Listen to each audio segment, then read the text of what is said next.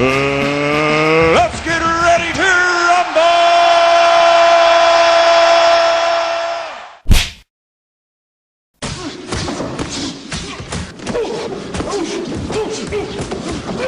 There used to be 8 divisions in boxing. There used to be 1 champ per division. Well, technically where it was, like, if you look through some of the records, you see state world champions. You know, you'll see Philadelphia or the state of Pennsylvania champ, and other states had world champions, and a few other irregular goings on, at least for them times. But it's not like today. Nothing like today. There's 4 belts per division, and I believe there are currently 17 weight classes in boxing today. With 4 belts per division, that would mean 68 belts are available to be fought for, as opposed to 8 back in the day. Before any of us were really messing with boxing, we don't really know what it's like to have 8 belts in boxing. We can read about it, we can study it, we're not in real time with it. We're in real time with our experience here. And that's the truth of it. Do the governing bodies do some messed up shit? Yeah. Athletic state commissions? Yeah. Promoters? Yeah. Is it difficult to compile an accurate reflection of who is genuine top 10 from who isn't? Of course it is. Of course it is. As I've mentioned before, if you go to one weight category and you add up all the ranked contenders from the WBC, WBA, IBF and WBO, sometimes you can be looking at up to 30 plus different fighters who are ranked in one top 10 or the other from all the sanctioning bodies. I think I registered it on average. It's normally about 20 plus, to be honest, but it can go up to 30 plus. That's a lot, and it's hard to contend with. It's hard to establish hierarchy and such. But as poisoned as that has been for boxing, if we look at boxing as a microcosm to capitalism, let's not beat around the bush, is it realistic? And look, capitalism just doesn't cover making money. It don't just cover money. It doesn't. With your purchasing power, we have a range of availability, accessibility to different products that we never had, even up to a few years back, which are ultimately reshaping our expectations and what standards we expect from out of life. It's like we are currently at a stage, especially with internet, social media, TV packages, delayed recordings on Daily Motion, YouTube, etc., and streaming, where we can access more fights than ever. So let's just stick with us hardcores for now. There is a demand. We have a demand for boxing. And let's keep it real, right? We complain about belts. But let's be truthful. How much times have you seen a fight and you haven't been too familiar with the fighters and there's been no belt attached to it and you perhaps didn't bother to watch it because you thought, well, what consequence does this fight really have? There's no belt. I mean, there's no significant belt there. And don't get me wrong, you could argue that kind of mindset is down to programming for over 30 years of having 4 different sanctioning bodies per division. Don't get me wrong. But nevertheless, I've pointed out several times, television will not sell fights without belts to them. They really don't. They don't.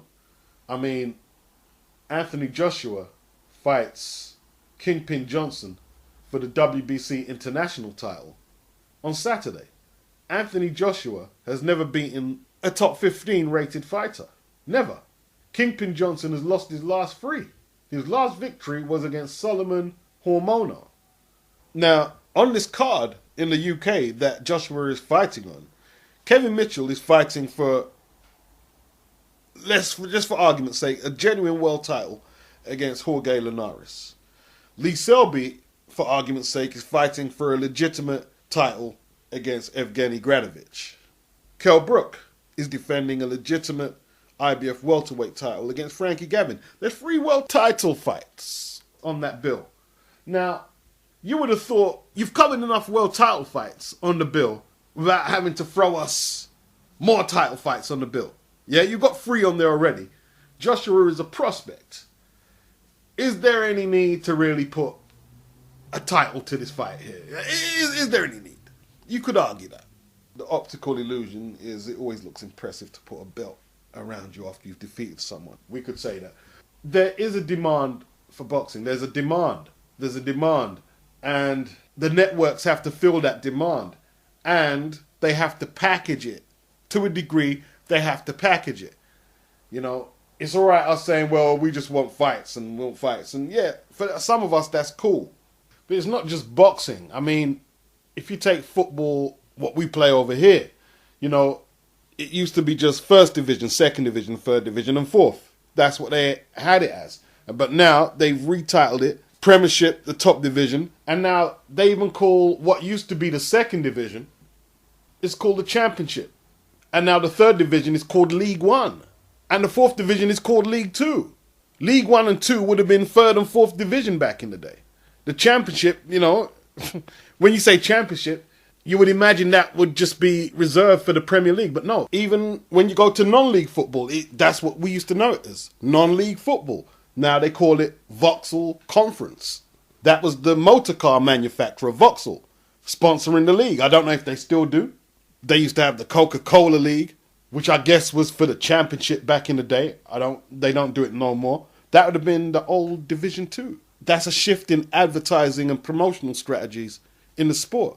That's how it survives. 2015. And look, you can be a traditionalist, say, oh, I don't care about all this packaging and graphics and all that. Well, you can say that, but without the Premiership advancing and changing their model through the years, yeah, you wouldn't have Premiership football being the phenomenon it is today, and without the revenue that has generated in the last 20 years or so. Sky wouldn't be able to put on the boxing they're putting on today, then where would you be? So it's not just boxing that is having to repackage itself to survive for the demands of marketing in 2015. You know, there's a lot of graphic designers designing the studio, the graphics that you see on the screen in certain sports, and they're trying to repackage it. They're trying to keep your mind on what's on the screen outside the actual sport. That's what they're trying to do. And you can scoff at it, but what are they supposed to do? What are they supposed to do?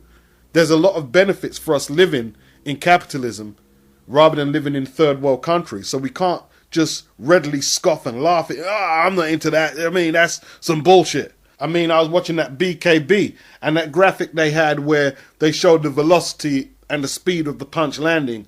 That was really impressive. And okay, it's a little geeky, but I liked it. If there's some corruption in all the marketing and strategizing and all the extracurricular promotional shit that's going on, of course there is. Of course there's people lining their pockets. I mean, FIFA, in the last few days, they're in fucking hot water. I mean, they raided their offices. That's the Federation International Football Association.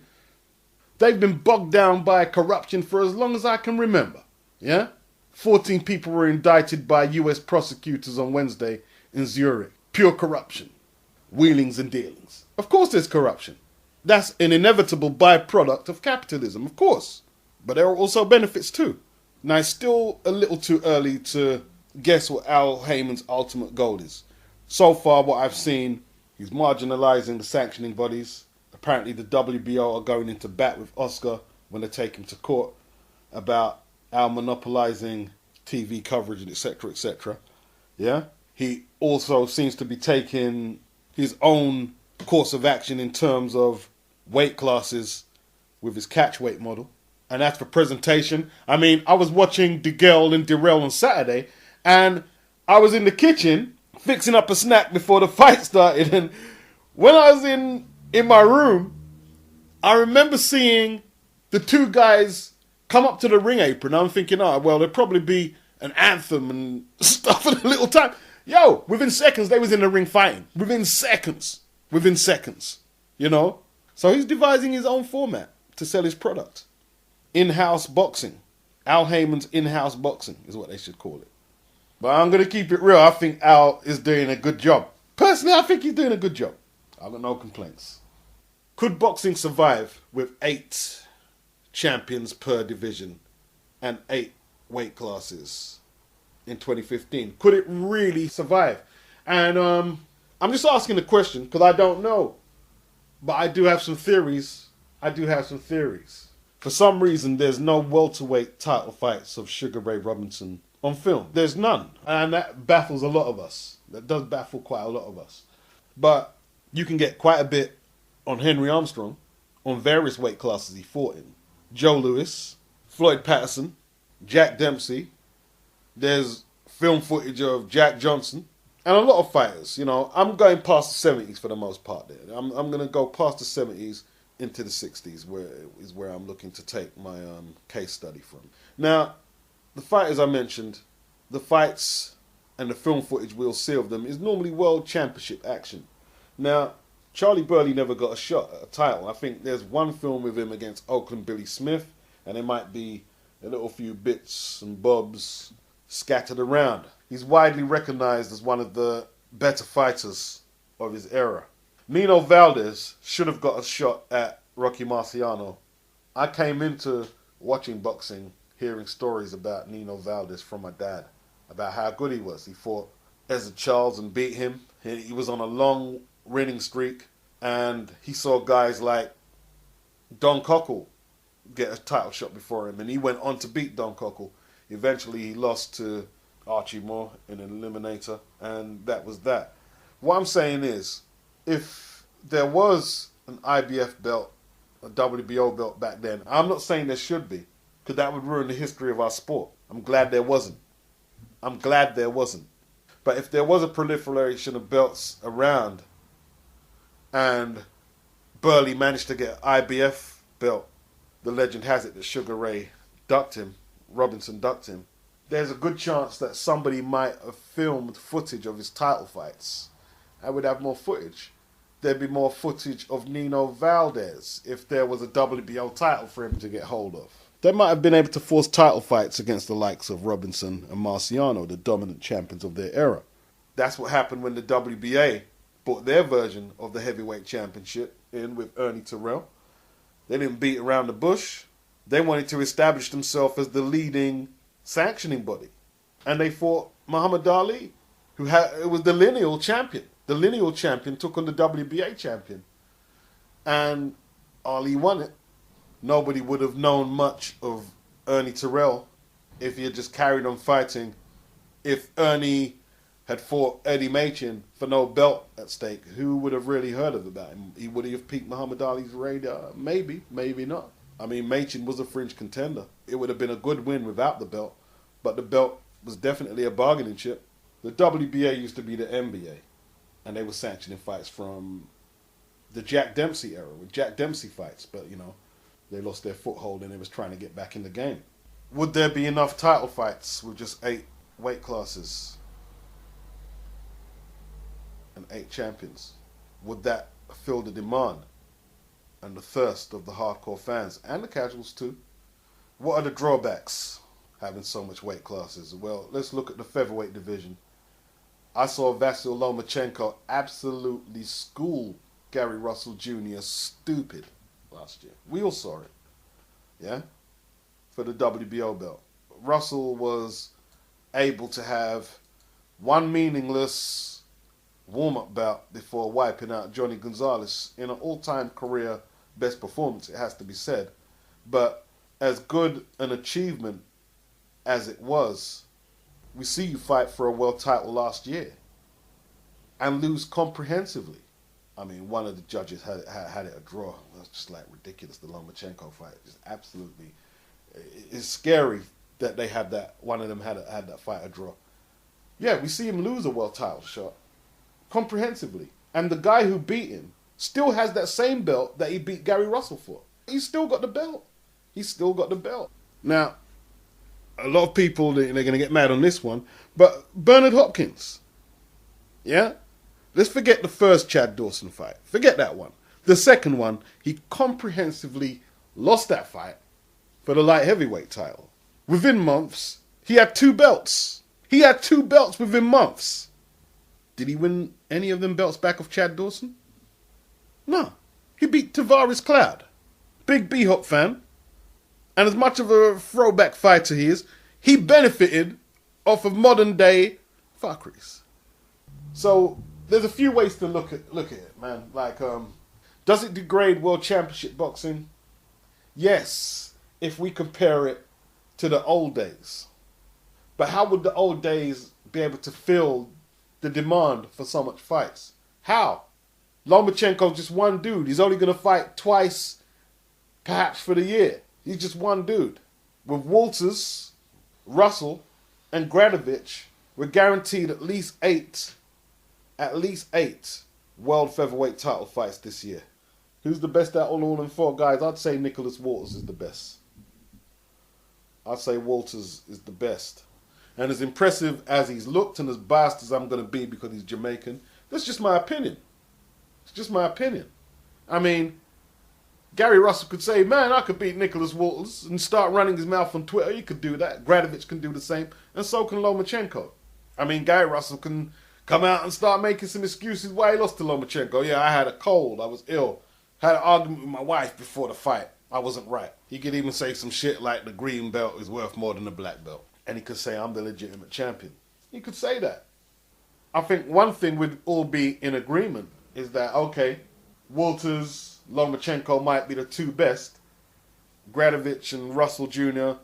could be a bit of a toss-up. Who's the best out of them two? One thing we can say about all four of them is they're all world class. They're all world class. They're world level. So they're going to guarantee us 8 world level title fights with belts on them for the year, depending on who they fight. Hopefully, or at least theoretically, that's what should happen. I mean, Lee Selby is a good challenger, in my opinion, for Gradovich. One of them is going to have a constituency of Russians behind them. The other is going to bring a West Indian demographic with him. One's going to bring an American demographic. And Gradovich, like Lomachenko, is going to bring that Russian demographic. And young kids from the Russian towns where Lomachenko and Gradovich come from, they're going to gravitate to them two guys. Just like young kids in Jamaica are going to gravitate to Nicholas Walters. Young kids in America are going to gravitate to Gary Russell from his hometown. I'm going to grow up to be a boxer like him, and I'm going to get a WBC belt. And, you know, so it also brings employment to some of them areas if they're going to stage title fights there. And if the fighters become franchises, they're going to need employees. And plus, with the minimum of 8 title fights a year, 8 fighters are going to earn well and be able to feed their families, as opposed to 2 back in the day. So, does there have to be a compromise? Would we prefer 2 fighters eat out of the featherweight division? Because they don't get paid that much, featherweights either. They don't get paid that much. Would we prefer 2 rather than 8 for the sake of keeping it pure, for being a purist and having 1 title belt holder per division? I don't know. If we look on it through the microcosm of a more general or a wider scope of capitalism, we don't get nothing in singulars no more. Everything is in multiples, like electric, gas, fuel. In the UK, it was just Eastern Electricity and British Gas. Now, you've got Npower, EDF, this one, that one.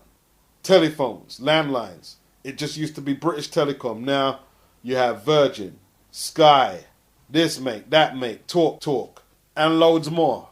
You've got price comparison sites for all a matter of things so you can get the best deal you can get.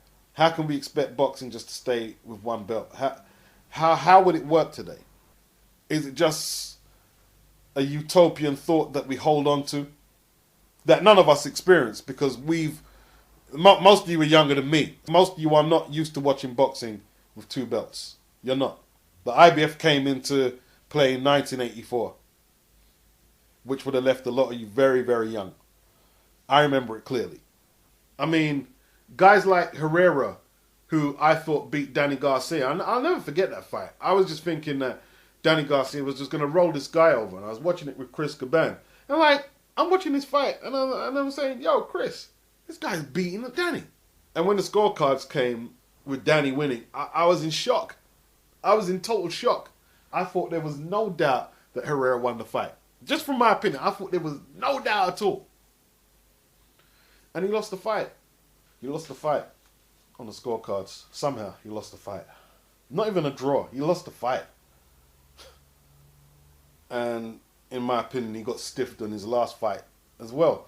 But the whole point is, he deserves a chance to redeem himself. The work that he put in to prepare for Garcia, we spoke to him in an interview. He done his work for that fight and he got nothing out of it. He's 35 years of age. 35, right? That's not young for any boxer of any age, really and truly. Especially a junior welterweight. Heavyweights, they can function at that age. But 35 is a mature boxer. If there was one title and he got robbed against Danny Garcia for that WBA or WBC belt, whatever belt was on the line when he fought him. If he got robbed in that fight and then lost the follow-up fight, his next follow-up fight against Jose Benavidez, because I look at it now, they've dropped him out of the top 5 of all the ratings. WBO have him at number 10, the WBA have him at number 7, and my independent ratings have him at number 8. So he's been omitted from out of the top 5 by all the recognized sanctioning bodies. Now, if there was only one belt and Garcia had that belt and Herrera just lost his follow-up fight, when's he going to get his title shot next? When's he going to get his next title shot? At least with 4 belts, if he beats Hank Lundy in his next fight, which is going to be a good fight for the NABF title, yeah? It's a good fight. If he beats Hank Lundy, he will be on cue to get a title shot somewhere with 4 belts and get a chance to redeem himself and get a chance to put some money away from his family, which he was denied when he was robbed against Danny Garcia. So there's pros and cons on both sides. There are. Could you imagine some decent boxers back in the day, you know, who might have took a close loss, got robbed on the scorecards in, let's say, a crossroads fight, an eliminator, to go on for the world title, or maybe an actual world title shot. And they've lost the fight for whatever reasons, and they've got to go on boxing knowing there's no hope to get another title shot. It's only 8 divisions. It's only 8 belts. That shot might, more than likely, is going to come along once in a while. With 68 belts and 17 weight classes. It's not so destitute, man. I mean, come on, man. They're taking punches for a living. You've got to give them some kind of incentive to fight for. I mean, if you was to do that today, if we was to go back to 8 weight divisions, 8 champions, right? If we were to do that in 2015 and Herrera got jobbed on the scorecards, he might just retire from boxing. Do you realize that we might just lose a whole lot of fighters? What's the point? What's the point? I'm not going to get another shot for now. A lot of times when we talk about reform in boxing, politics, we're just talking about world-class and elite fighters and champions. We have to think about gatekeepers and fringe contenders too. They're the lifeblood of the sport. We've got to think of the Herreras. We have to think of them too. Because we talk about the golden era. Okay, there were less champions, there were less belts, but it was always corrupt decisions. They've always been about. So less belts, less weight divisions is not going to stop corrupt scoring and fighters getting shitted on with no chance of redeeming themselves. None. One champion there. It's got to go back in line, and that line is a long line, and his second opportunity may never come. So now there's a 25 pound gap between light heavyweight and cruiser. The average heavyweight these days, 6'4", 6'5", 16, 17, 18 stone dudes. Now, I'm not saying they were necessarily better than the smaller heavyweights of the 70s. In fact, they wasn't. And I still maintain that a lot of the smaller heavyweights of the past would beat up a lot of these guys today. I still maintain that. Just on talent and grit and toughness and just better chins and better technique, they'd beat them. That's just my opinion. My opinion. But is it really fair to ask Sergey Kovalev if he's no longer able to make 175, him or Adonis Stevenson? Is it fair that the only option is to go to the heavyweight division if you remove the cruiserweight division? I don't know. See, back in the day, it was a little different. And a lot of fighters used to alternate between light heavy and heavyweight. They used to do that with regularity. I mean, Tommy Lauren fought Primo Carnera. There was a 100-pound weight disparity between the two men. And Tommy Lauren went the distance. David Haye had a similar dynamic against Valuev. I think he had an even higher weight disparity between him and Valuev than Tommy Lauren had. I think he did. And he won that fight. And something in me says if they could do it back then, they could do it today. Yeah? I mean, Jean Pascal was recently talking about fighting Berman Stavern. And he was serious. He was serious. I mean, Tava, he's rated number 9 by the WBA. And he was a light heavyweight. Thomas Adamit was a light heavyweight. Super middleweight. I'll be honest with you, I don't think going back to 8 weight classes actually hurts the fighters physically. I don't think it would. I don't think it would that badly. You know, you just work harder to stay in your weight class. And if you can't move up, if you don't think you can handle the move up between welter and middle, well, retire. As simple as that. I don't think it would hurt them, you know. But, and I don't want to turn this into, you guys don't understand, this is the business. I don't want to turn it into that. I'm just trying to be practical. Yeah? 'Cause I don't like all that shit either. But commercially, 8 weight classes would be less fights. There'd be a lot less fights.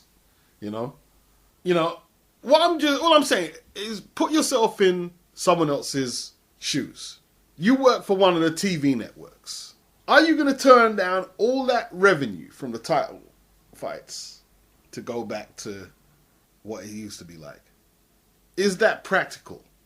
As a business model and for your audience, hardcore casuals, whatever demographic.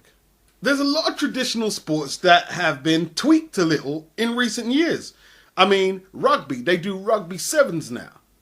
So it's not so long and drawn out. Cricket, they have less number cricket games. And they don't just wear white gear no more. They wear different colours. They tweak it. They tweak it for advertising purposes.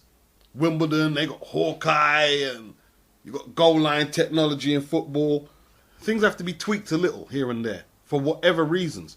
And what some of you may not know, if we're going to go back to traditional and old school values and whatnot, the 15 rounders were not abandoned for health reasons. They were abandoned for advertising purposes. You know, one fight going 15 rounds, you know, that's at least 12 minutes of programming taken up by this long fight. Can't get as much adverts, and that's why they got rid of it. I'm not sure if they've actually taken any empirical studies to suggest that 15 round fights endanger the combatants in the ring. I don't think they've taken a study. They may have done. I know in the 80s they didn't take the study.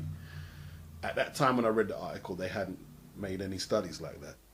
You take away 15 rounds, make them 10 or 12, you can get more fights in the program schedule. It won't interfere with the scheduling of the other programs coming on after.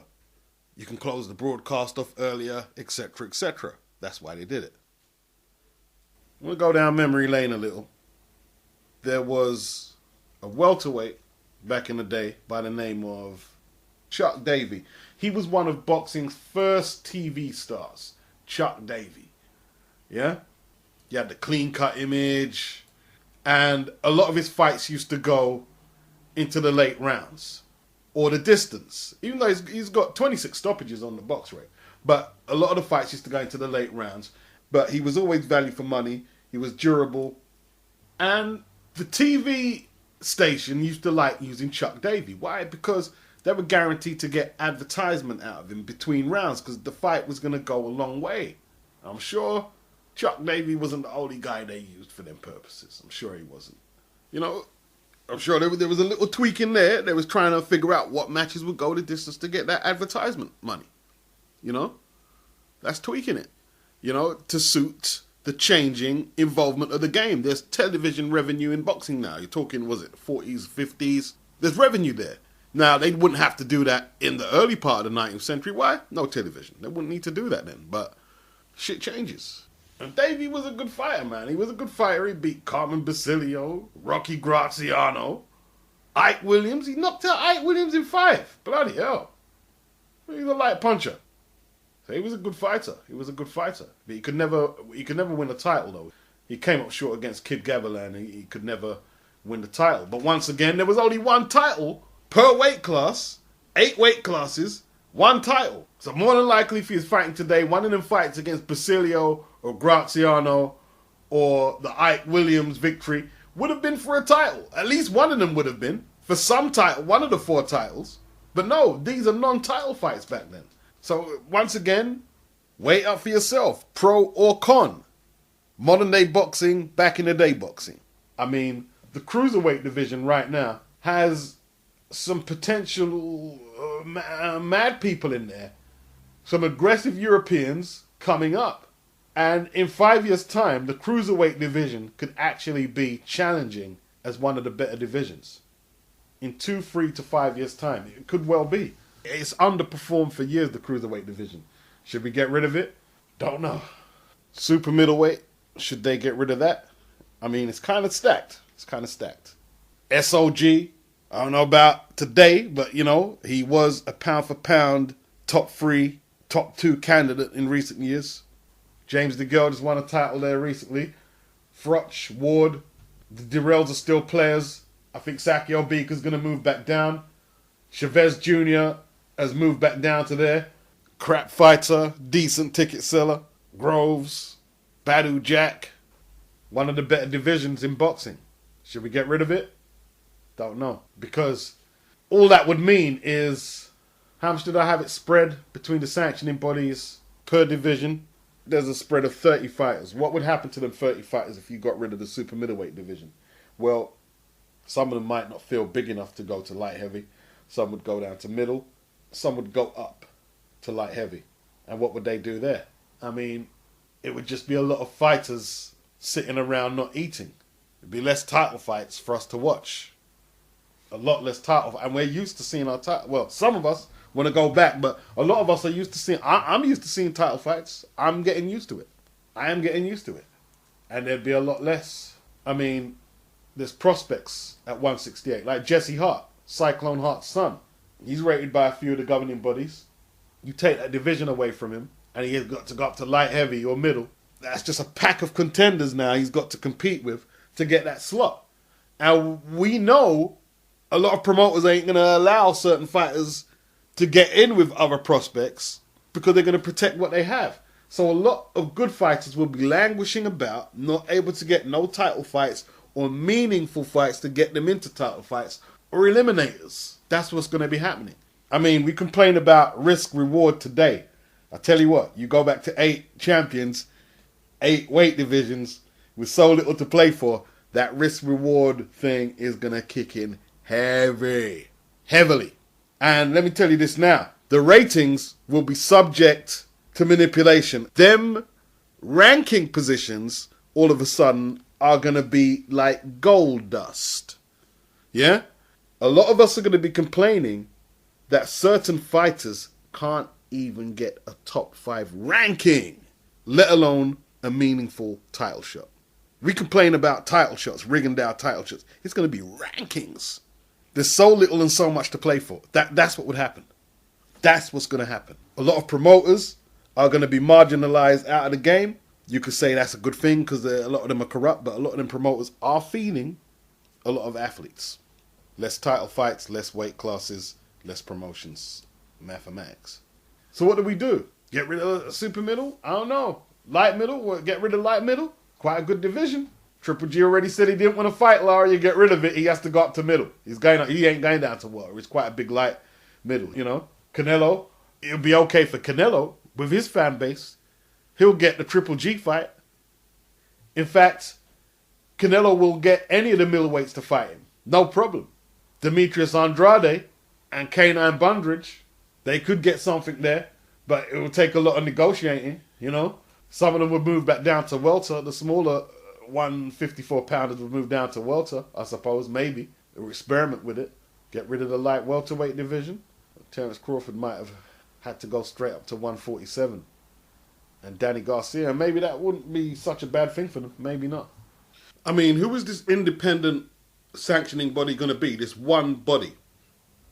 I mean, when people say, oh, they should let, the government should take over boxing, I'm horrified when they say that. The government? Please. The government have destroyed the car industry in this country. Yeah? They're on the verge of destroying the NHS. Please don't say the government. Please. The WBC. We're going to have them as the one sole body? Well, I don't know. Because they have a reputation for favouring South American boxing, IBF, American boxing, the WBO have got a European tinged reputation. So if it was the WBA, how would that favour fighters in Africa? Would they support the WBA? Would they support the IBF? I don't know. If you reduce the competition to one governing body, it could become like Formula One, where only promotional teams with some long paper have any chance of competing. And how good is that new blood can't come into the sport and try and give us, the fans, try and provide us with a service? We saw what happened to 50 Cent. I mean, he called bankruptcy. A lot of people ain't even going to attempt to even start a company. At least not a company that's got any aspirations of hosting world championship fights. It would be bare impossible for them to do it. If one sanctioning body is allowed to operate with no threat of competition, they're going to get very comfortable carrying out some practices that they know they're going to get away with, and they have no reason to reform or change. It's a dangerous precedent. Leave your comments there. If I get enough comments in the comment section, I'll make a mailbag on this one. I think it's quite an important one. If I missed some mailbags on videos, I said I was going to do them on this because I didn't get enough comments in the comment section. So spread the word. Subscribe. Let your feelings be known. Boxing Beats and Rhymes.